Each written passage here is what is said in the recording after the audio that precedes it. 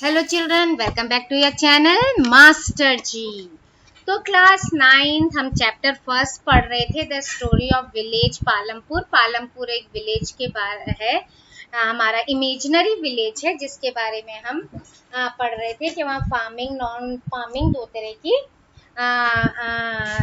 खेती, मतलब दो तरह के प्रोडक्ट्स होते हैं, दो तरह का प्रोडक्शन होता है, एक फार्मिंग से रिलेटेड, एक नॉन फार्मिंग से।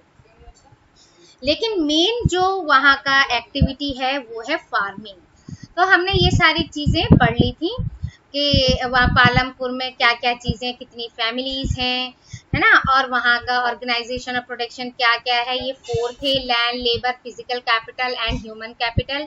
अब आज हम इस वीडियो में पढ़ेंगे कि फार्मिंग इन पालमपुर, पालमपुर में फार्मिंग कैसे है। तो फर्स्ट है आपका लैंड इज फिक्स्ड। ये तो आप सभी जानते हैं कि लैंड जो है वो फिक्स है। फार्मिंग जो है पालमपुर में, जो फार्मिंग है प्रोडक्शन, वो सबसे मेन प्रोडक्शन है ना, मेन एक्टिविटी है। और वहाँ काम करने वाले जो लोग हैं, 75% ऑफ पीपल जो है वो क्या है, आपके फार्मिंग करते हैं। Clear? 75% of people who are working are dependent on farming on their livelihood। अपने जीवन को चलाने के लिए वो 75% लोग क्या है, फार्मिंग पर डिपेंड करते हैं। And they could be farmers और फार्म लेबरर्स। अच्छा, वो क्या हो सके, वो किसान भी हो सकते हैं या दूसरे की खेत में काम करने वाले लेबर भी हो सकते हैं। इन लोगों का जो क्या होता है, हित होता है, इन लोग जो होते हैं ये खेतों से जो प्रोडक्शन होता है उससे जुड़े हुए होते हैं। लेकिन याद रखें कि जो ये हमारा फार्मिंग प्रोडक्शन है, फार्म का प्रोडक्शन है, इसमें एक बहुत बड़ी कठिनाई है, बहुत बड़ा क्या है, प्रॉब्लम है, कंस्ट्रेंट है। क्या है कि जो लैंड एरिया होता है कल्टीवेशन का वो फिक्स्ड है। ठीक है, जो भी हम खेती करते हैं, जो भी वहाँ के लोग, जो पालमपुर के बारे में बताया जा रहा है इसलिए वही बोलेंगे कि पालमपुर के लोग जो भी खेती करते हैं उनका जो एरिया है खेती करने का वो बहुत ही लिमिटेड है और ये चीजें बढ़ती नहीं है ना, फिक्स है। सिंस 1960, यानी कि पालमपुर में ईयर 1960 से आज तक, ठीक है, 1960 से आज तक जो भी है, जो भी जुताई के लिए खेती करने के लिए जो भी भूमि मिली हुई है, जो भी उनको जमीन मिली हुई है, वो आज तक उसका क्या हुआ है, विस्तार या बढ़ावा नहीं हुआ है, वो बढ़ी नहीं है, बल्कि घटती है, बढ़ती नहीं है। क्यों? क्योंकि देखिए जमीन तो वही है, पॉपुलेशन बढ़ जाती है, खाने पीने वाले लोग बढ़ जाते हैं और है ना, जिनको जरूरत होती है वो लोग बढ़ जाते हैं, लेकिन खेती उतनी की उतनी होती है। लोग बढ़ जाते हैं, अपने घर बना लेते हैं, वहाँ हाईवेज बन जाते हैं, फैक्ट्रीज खुल जाती हैं, कुछ ना कुछ इस तरह की चीजें हो जाती हैं जिससे कि जो हमारा फार्मिंग का लैंड होता है, जो खेती करने का जगह होता है, वो कम होता जाता है। इसलिए ये एरियाज जो होते हैं वो क्या है, लिमिटेड है। अच्छा, अब क्या है, अभी तक 1960 तक कोई तो इसका बढ़ा नहीं है।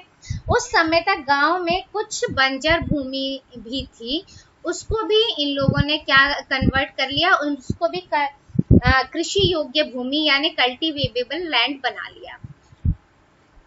अब नई भूमि को खेती और बनाकर कृषि उत्पादन को और बढ़ाने की कोई भी गुंजाइश नहीं बची है कि हम न्यू लैंड बना सकें। The standard unit of measuring land is hectare. अब ये क्या है, जो हम इस मेजर करते हैं लैंड को नापने का, वो होता है स्टैंडर्ड यूनिट, हेक्टेयर होती है।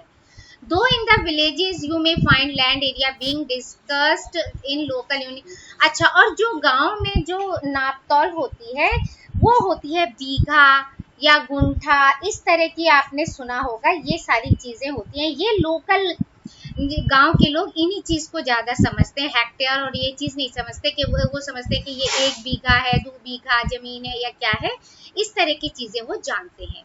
1 hectare is equal to the area of a square with one side measuring 100 meters। तो आप हिसाब लगा सकते हैं कि बीघा में कैसे होता है। नेक्स्ट पॉइंट है आपका, is there a way one can grow more from the same land. क्या उसी लैंड से, उसी भूमि से अधिक, है ना, मतलब एक से ज्यादा पैदावार कर सकते हैं, या कोई तरीका है या कोई चीज है ऐसी। तो in the kind of crop grown and facilities available, Palampur would resemble a village of the western part of the state of Uttar Pradesh. जो यहाँ पर पालमपुर की जो स्थिति बताई गई है ना, यहाँ जिस प्रकार की फसल के बारे में बताया गया है, ऐसी सुविधाएं, जैसी सुविधाएं यहाँ बताई गई हैं, उन्हें देखते हुए पालमपुर क्या है, उत्तर प्रदेश का जो पश्चिमी एरिया है वहाँ के गांव की तरह लगता है, वहाँ के गांव की तरह रिसेंबल करता है। तो जहाँ पर क्या है, Palampur, all land is cultivated in Palampur. ठीक है, ज्यादातर भूमि क्या है, सारी भूमि क्या है, कल्टिवेटेड है, यानी खेती की जाती है। कोई भी भूमि क्या है, नहीं छोड़ी जाती, कोई भी भूमि बेकार नहीं छोड़ी जाती। अब कैसे, जैसे बरसात का मौसम जब आता है, उस समय की जो फसल उगाई जाती है उसको कहते हैं खरीफ, है ना, खरीफ फसल जो कहते हैं वो लगाते हैं, जैसे ज्वार है, बाजरा है, ये चीजें लगाई जाती हैं। ठीक है, ये चीजें क्या होते हैं, इन पौधों को पशुओं के जो चारा वगैरह होता है उनके यूज में लाई जाती है। ठीक, फिर होता है अक्टूबर और दिसंबर के बीच में, तब इन लिए लगाते हैं potato. In the winter season, winter season में जो फसल लगाई जाती है उनको कहते हैं रबी। ठीक है, बरसात के मौसम में खरीफ और विंटर सीजन में जो फसल लगाई जाती है वो रबी, जैसे वीट वगैरह हुआ, ये रबी में आती हैं। फिर ये लगाते हैं। From the wheat produced farmers keep enough wheat for the family's consumption and sell the surplus wheat at the market of Raiganj. अच्छा, जो ये वीट लगाते हैं, प्रोड्यूस करते हैं फार्मर्स, ये अपने लिए, अपनी फैमिली के कंजप्शन के लिए, कि जितना यूज हो जाएगा उनके लिए, वो अपने परिवार के लिए खाने के लिए रख लेते हैं, और जो बचता है वो क्या करते हैं, रायगंज की मंडी में, रायगंज के मार्केट में उसे बेच देते हैं। इससे क्या होता है कि अपने खाने के लिए भी उनके पास इंतजाम हो गया, और पैसे भी कमाने का वो उनका जरिया हो गया, क्योंकि एक्स्ट्रा जो है उसको बेचकर उन्होंने पैसे भी कमा लिए। A part of the land area is also devoted to sugarcane which is harvested once year। अच्छा, अब ये क्या होता है, जो लैंड का एक भाग होता है, उस भाग में क्या की जाती है, यहाँ गन्ने की खेती भी की जाती है, जो कि साल में एक बार कटाई होती है, साल में एक बार ही काटी जाती है। इन इट्स रॉ फॉर्म, ठीक है, इनके कच्चे रूप में, या एज जैगरी, जैगरी मीन्स गुड़, या गुड़ के रूप में। और ये सोल्ड कहाँ की जाती है, ये शाहपुर में वहाँ के ट्रेडर्स को, वहाँ के व्यापारियों को बेचा जाता है। चाहे तो वो गन्ना बेच दें, जैसे वहाँ उनकी प्रोडक्शन की मांग होती है कि हमें गन्ने ज़्यादा चाहिए या हमें गुड़ बना बनाया चाहिए, तो जिस तरह से वहाँ पर मांग होती है उस तरह से वो लोग वहाँ पर बेच देते हैं। The main reason why farmers are able to grow 3 different crops in a year in Palampur is due to the well-developed system of irrigation। अब पालमपुर में एक साल में जो फार्मर्स हैं वो 3 अलग अलग फसलें क्यों लगा पा रहे हैं, इसलिए लगा पा रहे हैं बेटा जी, क्योंकि वहां पर जो इरिगेशन का सिस्टम है, यानी सिंचाई की जो सुविधा है वो बहुत विकसित हो चुकी है। इसलिए, क्योंकि खेती करने के लिए सबसे ज्यादा जरूरी होता है पानी, और वहां पर क्योंकि इलेक्ट्रिसिटी आ चुकी है बहुत पहले ही, इसीलिए पानी की सुविधा उनके लिए अच्छी है। ठीक है, पानी की सुविधा अच्छी होने के कारण वहां की जो सिंचाई की पद्धति है वो बहुत बदल गई है। तब तक पहले क्या होता था, पहले किसान जो होते थे वो कुएं से, वेल से पानी निकाल कर लाते थे, और किसका यूज करते थे? रहट का यूज करते थे, मतलब बैल जो होते हैं उनको लगा लेते थे और बैल पानी खींचते थे। आपने देखा होगा पिक्चर वगैरह में, पुरानी पिक्चर में कि बैल आगे आगे चल रहा है और गोल गोल ऐसे घूमते हुए, बकेट लगी हुई होती है उस पहिए में और ऐसे गोल गोल कुएं में से पानी भर जाता है उन बकेट से, फिर ऐसे लेके उनके जो नाली टाइप का बना देते हैं, जिससे कि मुर्गेली ये इस तरह से पगडंडियां बना देते हैं कि उनके बीच में से पानी जाता है, इस तरह की चीजें वो बना देते हैं। पहले इस तरह का काम होता था, तो इससे क्या होता था, टाइम ज्यादा लगता था और पानी को करने में और खेती को लगाने में मेहनत भी ज्यादा लगती थी। लेकिन इलेक्ट्रिसिटी आने से क्या हुआ, ट्यूबवेल आ गया। ट्यूबवेल से क्या हो गया, ज्यादा अच्छे तरीके से खेतों की सिंचाई की जाने लगी। तो सबसे पहले है ना, खेतों की सिंचाई की जाने लगी, इससे क्या हुआ, वहां कल्टीवेशन ज्यादा बढ़ गया, है ना, लार्ज एरियाज और मोर इफेक्टिवली, और बड़े बड़े एरियाज में बहुत अच्छे से पानी देने लगे। The first few tube wells were installed by government. पहले तो कुछ जो ट्यूबवेल्स थे वो गवर्नमेंट ने इंस्टॉल किए, लगाए, और फिर धीरे धीरे किसानों ने अपने खुद के ट्यूबवेल्स भी लगाने शुरू कर दिए। Soon, however, farmers started setting up private tubewells. Okay, as a result, by mid 1970s, the entire cultivated area of 200 hectares was irrigated. इस तरह से 1970s तक आते आते, मिड 1970s तक क्या हुआ कि कम से कम 200 हेक्टेयर जो होता है पूरे खेतों में पानी लगने लगा, पानी की सिंचाई होने लगी। Not all villages in India have such high level. अच्छा, अब यहाँ तो इससे पालमपुर की स्टोरी बताई जा रही है।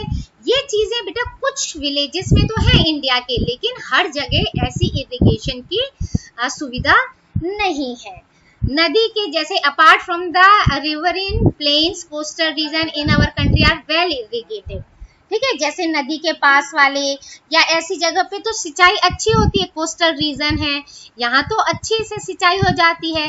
लेकिन इनके बदले में, इसके अलावा जो क्या है, प्लेटू एरियाज हैं, प्लेटू रीजन है, डेक्कन प्लेटू है, वहाँ बहुत लो लेवल होता है पानी का, इरिगेशन भी कम होता है। ठीक है, पानी ऐसी जगहों पर पानी की सुविधा कम होती है, तो वहाँ पर सिंचाई कम होती है। इसलिए देश में आज भी इतना आगे डेवलप होने के बाद भी कंट्री आज भी क्या है, जो कुल हमारा फार्मिंग एरिया है उसके 40% से भी कम एरिया में ही सिंचाई होती है, और जो बचे हुए वो खेत हैं, मतलब जहाँ ये पानी की सुविधा नहीं है, वहाँ भी आज भी लोग फार्मिंग के लिए रेनफॉल या बरसात पर डिपेंड होते हैं।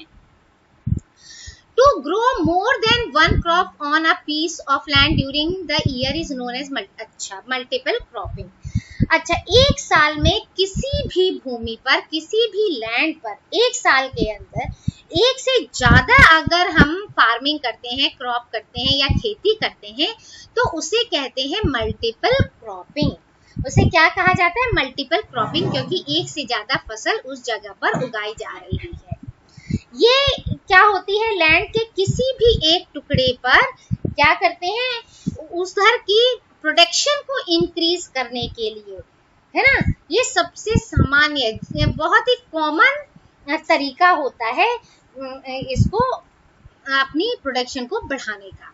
All farmers in Palampur grow at least 2 main crop, और जितने भी फार्मर्स हैं पालमपुर के, वो कम से कम 2 क्रॉप्स तो अपने लगाते ही हैं, 2 क्रॉप्स तो कम से कम वहां पर उगाते हैं। और कई किसान तो क्या करते हैं, 15-20 वर्षों में तीसरी फसल भी कर लेते हैं। तीसरी फसल क्या, आलू वगैरह भी वो थर्ड क्रॉप के रूप में निकाल लेते हैं अपने खेत में से।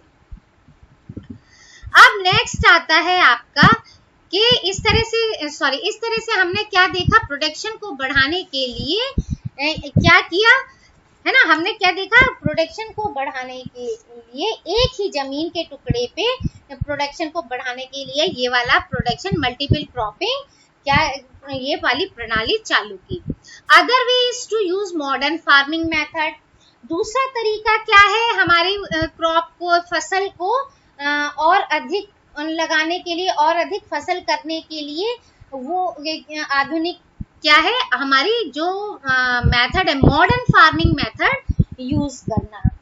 ठीक है, कैसे यूज करना, जैसे आप कैसे हम और कर सकते हैं, ये जो उपज के लिए है, प्रोडक्शन को भूमि के किसी भी एक टुकड़े एक ही मौसम में पैदा की गई फसल के रूप में नापा जा सकता है। ठीक है, कैसे मेजर करेंगे हम कि एक सिंगल सीजन में, ठीक है, कितनी पैदावार हुई। तो 1960 के जो टाइम था, है ना, 1960 का जो टाइम था, उस समय जो हमारा प्रोडक्शन होता था वो ट्रेडिशनल, मतलब जो प्रोडक्शन करते थे, खेती करते थे, वो ट्रेडिशनल था, यानी ट्रेडिशनल बीज लगाए जाते थे और क्या करते थे, और गाय वगैरह का जो गोबर होता है उसे उस नेचुरल मैन्योर को ही एज अ फर्टिलाइजर यूज करते थे।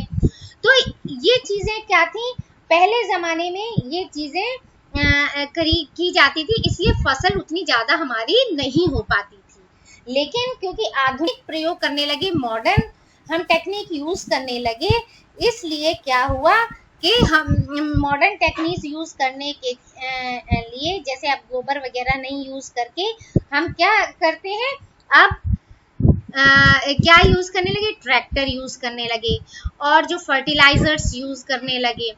ठीक है, 1960 के लास्ट में ग्रीन रिवॉल्यूशन हुआ था। इंडिया के फार्मर्स को क्या किया गया था कि HYV, है ना, HYVS, ये high yielding varieties of seeds, HYVS का फुल फॉर्म है high yielding varieties of seeds. इसके द्वारा क्या किया गया था, गेहूं और चावल, है ना, इसकी खेती करने के तरीके उन्हें सिखाए गए थे, ट्रेडिशनल से अलग, मॉडर्न। इससे क्या हुआ, जो हमारा ट्रेडिशनल बीजों की तुलना में HYV के जो बीज थे वो एक ही पौधे से ज्यादा मात्रा में अनाज पैदा कर सकते थे। तो इससे क्या हुआ, जमीन के उतने ही टुकड़े में, मतलब जितनी जमीन तो बड़ी नहीं, जमीन तो लिमिटेड है, तो जो ट्रेडिशनल तरीके से वो पहले के किसान खेती करते थे, उसको छोड़कर ये मॉडर्न टेक्निक अपनाने से उनके उतने ही एरिया में जो खेती था वो बढ़ गई। ठीक है, क्योंकि उन्होंने जो बीज थे वो नए टेक्निक से लगाए गए, HYV के बीज लगाए गए, है ना, उसी टुकड़े में और क्या किया गया, उसमें जो फर्टिलाइजर है वो यूज किया गया, केमिकल फर्टिलाइजर यूज किया गया।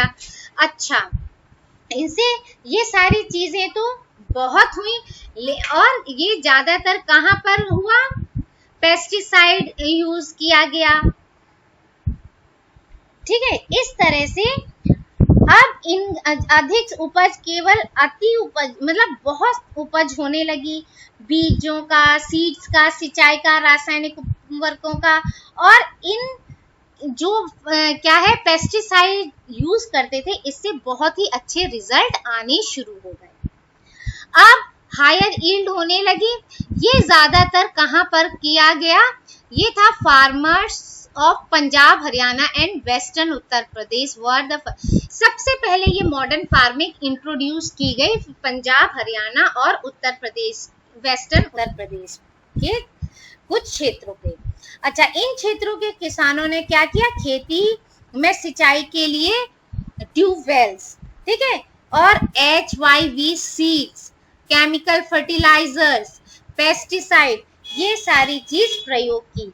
उनमें से कुछ ने ट्रैक्टर, मतलब पहले तो बैल वगैरह से और खुद हल जोतते थे, अब ट्रैक्टर भी आ गया, है ना, ट्रैक्टर से, और फसल कहाने के लिए मशीनें भी खरीदी, और जिससे जुताई और कटाई करने के काम में क्या हो गया, इजी हो गया और बहुत जल्दी होने लगा। उन्हें इनसे गेहूं की ज्यादा से ज्यादा पैदावार प्राप्त हुई, यानी ज्यादा से ज्यादा गेहूं मिलने लगे। अब पालमपुर में जो है, जो ट्रेडिशनल है ना, ट्रेडिशनल वैरायटी के जो गेहूं थी उनकी उपज जो 1300 किलो थी पर हेक्टेयर, मतलब एक हेक्टेयर में इतने केजी 1300 केजी गेहूं होता था। वही गेहूं HYV सीड यूज करने से 3200 केजी पर हेक्टेयर होने लगा। ठीक है, ये क्या हुआ, बहुत अधिक मतलब लार्ज स्केल में इंक्रीज हुआ ये production. Farmers now had greater amount of surplus wheat to sell in the market. अब फार्मर्स के पास क्या हुआ, बहुत अधिक मात्रा में क्या हो गया, गेहूं बेचने के लिए मार्केट में आ गया, है ना। नेक्स्ट है, क्या भूमि ये धारण कर पाएगी, विल द लैंड सस्टेन। अब पहले क्या होता था, एक लैंड जो है एक नेचुरल रिसोर्स है ना। अब इसका हमें क्या करना पड़ेगा, केयरफुली यूज करने की जरूरत है। अब जो साइंटिस्ट थे उन्होंने रिपोर्ट दी, क्या रिपोर्ट दी कि जो हमने मॉडर्न, है ना, मॉडर्न टेक्निक से जो हमने फार्मिंग की है उसके ओवर यूज से नेचुरल रिसोर्सेज जो है उन्हें खराब, मतलब उनके ओवर यूज से ये क्या है, अति उपयोग करने से ये चीज खराब हो सकते हैं हमारे नेचुरल रिसोर्सेज, लैंड जो है। कई एरियाज में क्या हुआ कि जो ग्रीन रिवॉल्यूशन है उसके कारण वहां की जो सॉइल की फर्टिलिटी है वो लॉस होने लगी, कम होने लगी, क्योंकि अति के करने लगे। अब लोगों को लालच आ गया कि इतना फर्टिलाइजर यूज करने से, ये वाली चीजें यूज करने से हमारी खेती बढ़ रही है, हमें ज्यादा पैसा मिल रहा है, ज्यादा बेचने को गेहूं मिल रहा है, चावल मिल रहा है, तो उन्होंने ज्यादा से ज्यादा फर्टिलाइजर यूज किया। लेकिन धीरे धीरे उनकी जो वो जमीन थी उनकी फर्टिलिटी कम होने लगी। और ग्राउंड वाटर जो है, ट्यूबवेल का क्या है, पानी नीचे से आता है, तो जब ये फर्टिलाइजर वगैरह यूज करते हैं बेटा, तो इससे क्या होता है, पानी इसमें ज्यादा लगता है, तो ग्राउंड वाटर का लेवल भी जो है वो क्या हो गया, नीचे हो गया। और ये ग्राउंड वाटर का जो लेवल है, ये जो ग्राउंड वाटर बनता है ये बहुत बहुत सालों में बनता है। एक बार अगर ये डिस्ट्रॉय हो गया तो इसको रीस्टोर करने में बहुत टाइम लगता है।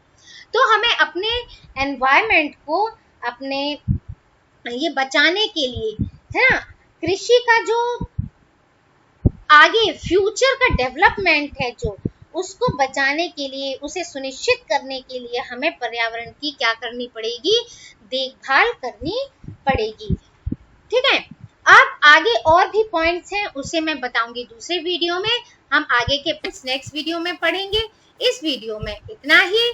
सो thank you, like share and subscribe my channel.